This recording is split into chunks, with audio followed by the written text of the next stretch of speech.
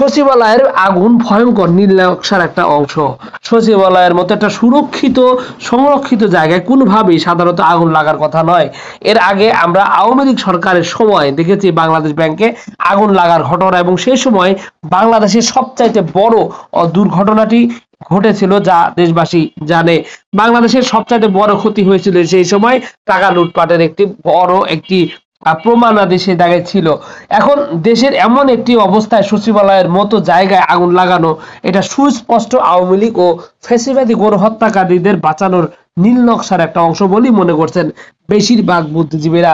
আমরা সাম্প্রতিক সময় দেখেছি আনিসুল হক, সালমান এফ রহমান ও আয়নাঘরের মাস্টার মাইন্ড জিয়াউল হাসানকে বাঁচানোর জন্য গোপনে কিভাবে তদন্ত প্রতিবেদন আদালতে জমা দেওয়ার অপচেষ্টা করা হয়েছিল, তারপর পরবর্তীতে জানাজানি হয়ে গেলে তা সম্ভব হয়নি।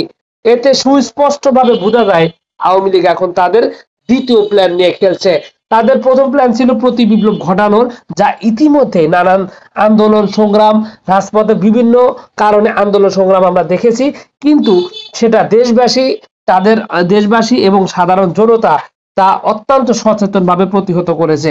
এখন আর সেই প্রতি বিপ্লবের সম্ভাবনা একদমই নেই। সেই জায়গা থেকে এখন তারা নিজেদেরকে সেভ করার জন্য নানান রকমের আলামত, যেগুলো এখনো তাদেরকে বিপদে ফেলতে পারে, তা সবগুলোই ধ্বংস করা হচ্ছে। আর তারই একটি অংশ হিসাবেই এই আগুনের কাণ্ড ঘটতে পারে বলে মনে করছেন অনেকেই। সচিবালয়ে স্বাভাবিকভাবে গুরুত্বপূর্ণ সব নথিপত্র ছিল, এবং সেই সব নথিপত্রের কারণে সরকার পর্যায়ে বা প্রশাসনিক পর্যায়ের অনেক উচ্চ পর্যায়ের ব্যক্তিরা হয়তো ফেঁসে যেতে পারেন, যার কারণে রাত 1টার দিকে আগুন লাগলেও এরকম একটি হাই সিকিউরিটি ভবনের আগুন নেভাতে 8 থেকে 10 ঘন্টা লেগে গেলেও এখন পর্যন্ত আগুনটা ঠিকঠাক মতো নেভানো সম্ভব হয়নি। তা সম্পূর্ণই অস্বাভাবিক একটা ঘটনা।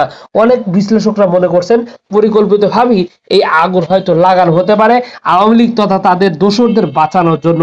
জনগণের বিশ্বাস তাদের প্রতি আস্তে আস্তে কমতে শুরু করেছে। এবার হয়তো জোর গুঞ্জন উঠবে নির্বাচনের। আস্তে আস্তে নানান ধরনের ষড়যন্ত্র ফাঁস, সমন্বয়কদের মধ্যে বিভেদ সৃষ্টি, সমন্বয়ক এবং রাজনৈতিকদের মধ্যে দূরত্ব তৈরি সহ নানান ধরনের অপকর্ম আস্তে আস্তে প্রকাশ পাচ্ছে, যা দেশবাসীকে আতঙ্কিত একটা অবস্থায় নিয়ে যাচ্ছে। এখন এরকম একটা অবস্থায় অনেক বিশ্লেষকরাই মনে করছেন দ্রুত নির্বাচন দিয়ে এই সরকারকে সরে যাওয়া উচিত।